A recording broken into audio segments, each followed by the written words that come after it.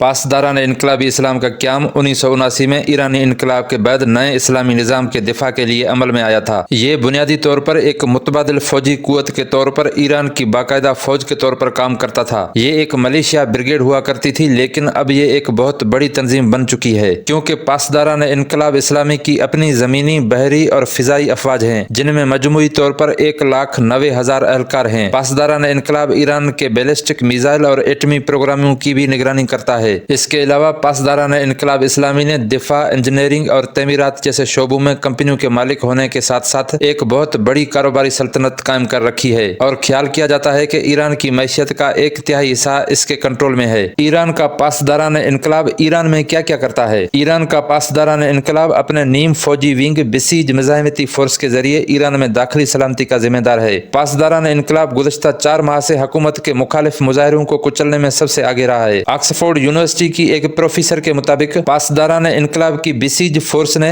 بے لگام تشدد اور مار پیٹ کے بہت سے واقعات کا ارتکاب کیا ہے۔ اس تشدد سے ایران کی حکومت کو کوئی فائدہ نہیں ہو رہا، کیونکہ تشدد نے مزید مظاہروں کو جنم دیا ہے۔ ایران کا پاسداران انقلاب ایران سے باہر کیا کیا کرتا ہے؟ ایران کے پاسداران انقلاب کی سب سے مشہور غیر ملکی شاخ قدس فورس ہے۔ یہ ادارہ مشرق وسطیٰ میں مسلح گروہوں بشمول لبنان میں قائم حزب اللہ، عراق میں موجود شیعہ ملیشیا اور شامی حکومت کی وفادار فورسز کو ہتھیار، رقم اور تربیت فراہم کرتا ہے۔ قدس فورس ان جگہوں پر دوست افواج کو مضبوط کرتی ہے جہاں طاقت کے توازن کو ایران کے حق میں تبدیل کیا جا سکتا ہے۔ ایرانی حکومت امریکہ کو اپنا سب سے بڑا دشمن سمجھتی ہے اور دوسرے ممالک میں امریکہ پر حملے کرنے والے گروہوں کی سرپرستی بھی کرتی ہے۔ امریکہ نے قدس فورس اور اس کی پشت پناہی کرنے والے گروپس پر عراق اور مشرق وسطیٰ کے دیگر علاقوں میں سینکڑوں امریکی فوجی اہلکاروں کو ہلاک کرنے کا الزام عائد کیا ہے۔ کن وجوہات کے بنا پر ایران کی پاسداران انقلاب کو دہشت گرد تنظیم قرار دیا جا سکتا ہے؟ برطانیہ کے وزیر خارجہ جیمز کلیورلی نے کہا ہے کہ وہ ایرانی حکومت کے سابق وزیر علی رضا اکبری کی سزائے موت کے بعد ایران کی پاسداران انقلاب کو دہشت گرد تنظیم قرار دینے پر غور کر رہے ہیں۔ یاد رہے کہ علی رضا اکبری برطانیہ میں مقیم تھے اور وہ برطانوی شہریت رکھتے تھے۔ جیمز کلیورلی کے مطابق علی رضا اکبری کو لالچ دے کر ایران واپس لے جایا گیا، جہاں انہیں حکومت کے بدنام اور من مانے قانونی عمل کا نشانہ بنایا گیا۔ ایران میں اکبری کو برطانیہ کے لیے جاسوسی کرنے کا مجرم قرار دیا گیا تھا، لیکن وزیر خارجہ جیمز کلیورلی نے اس الزام کی تردید کی ہے اور کہا ہے کہ ایرانی انٹیلیجنس ایجنٹوں نے علی رضا اکبری سے اعتراف جرم حاصل کرنے کے لیے انہیں تشدد کا نشانہ بنایا۔ اس کے علاوہ جرمنی کی وزیر خارجہ اور یورپی کمیشن کی صدر نے یورپی یونین پر زور دیا ہے کہ وہ پاسداران انقلاب کو بھی دہشت گردوں کی فہرست میں شامل کرے۔ ان دونوں رہنماؤں نے 22 سالہ کرد خاتون مہیسا امینی کی ایران میں ہلاکت کے بعد ایران میں شروع ہونے والے حالیہ مظاہروں کو دبانے میں پاسداران انقلاب کے کردار کا حوالہ دیا۔ جب مہیسا امینی کی موت ہوئی تھی تو وہ ملک کی گشت ارشاد یعنی اخلاقی پولیس کی تحویل میں تھیں۔ اس کے علاوہ یورپی پارلیمنٹ نے ایران کی پاسداران انقلاب کو دہشت گرد گروپ قرار دینے کے حق میں ایک قرارداد منظور کی ہے، لیکن یورپی یونین کے رکن ممالک کو اس اقدام کی منظوری دینی ہوگی۔ امریکہ نے 2019 میں ایران کے پاسداران انقلاب کو دہشت گردوں کی فہرست میں شامل کیا تھا، کیونکہ امریکہ کے مطابق پاسداران انقلاب طویل عرصے سے حزب اللہ جیسے مسلح گروہوں کی حمایت کرتا رہا ہے۔ ایران کی پاسداران انقلاب کو دہشت گرد گروپ قرار دینے سے کیا فرق پڑے گا؟ اگر دنیا کے سارے طاقتور ملک ایران کی پاسداران انقلاب کو دہشت گرد گروہ قرار دیتے ہیں تو اس تنظیم سے تعلق رکھنا یا اس کی حمایت کرنا جرم بن جائے گا۔ اس کے علاوہ پاسداران انقلاب کے اثاثے ان ممالک میں منجمد کیے جائیں گے جہاں یہ فہرست میں شامل رہے گی، اور وہاں کسی بھی شہری یا کاروبار کو اسے رقم دینے کی اجازت نہیں ہوگی۔ اس وجہ سے پاسداران انقلاب کو دہشت گرد گروپ قرار دینے سے ایران کو بہت بڑا نقصان پہنچے گا، کیونکہ اندرونی اور بیرونی طور پر ایرانی حکومت کی کارروائیوں میں پاسداران انقلاب کا اتنا وسیع کردار ہے کہ یہ ایرانی ریاست کا ایک بڑا حصہ ہے۔ اس لیے ایران کے مخالفوں کا پاسداران انقلاب ایک اچھا ہدف ہو سکتا ہے، لیکن ایران جوابی کارروائی کرتے ہوئے برطانیہ اور یورپی یونین کے ممالک کی مسلح افواج کو دہشت گرد گروہ قرار دے سکتا ہے، جس سے برطانیہ اور یورپی یونین کے فوجی مشرق وسطیٰ میں ہدف بن سکتے ہیں۔ لیکن کچھ تجزیہ نگار یہ بھی کہتے ہیں کہ پاسداران انقلاب کو دہشت گرد قرار دینے سے اس پر کوئی خاص فرق نہیں پڑے گا، کیونکہ ایران کے خلاف پہلے سے ہی بہت سی پابندیاں عائد ہیں۔ اب پاسداران انقلاب کو دہشت گرد گروپ قرار دینا صرف علامتی ہوگا۔